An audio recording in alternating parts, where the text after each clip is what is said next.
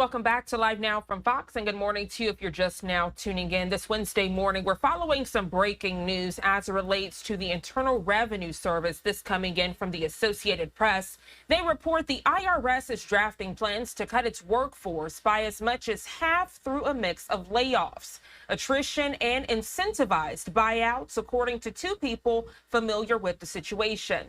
The people spoke on condition of being anonymous because they weren't authorized to disclose the plans. The layoffs we're learning are part of the Trump administration's efforts to shrink the size of the federal workforce through billionaire Elon Musk's Department of Government Efficiency. We're told this is expected to happen by closing agencies, laying off nearly all probationary employees who have not yet gained civil service protection, and offering buyouts to almost all federal employees through a, quote, deferred resignation program to quickly reduce the government workforce. A reduction in force of tens of thousands of employees would render the IRS dysfunctional, this coming from a former IRS commissioner. The federal tax collector employs roughly 90,000 workers total across the U.S., according to the latest IRS data.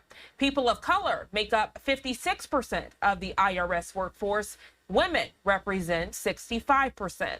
Already, roughly 7,000 probationary IRS employees with roughly 1 year or less of service were laid off from the organization in February.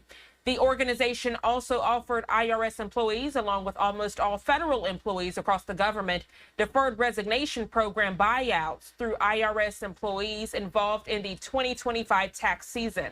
We're told they were told earlier this month that they would not be allowed to accept a buyout offer from the Trump administration until mid-May, after the taxpayer filing deadline.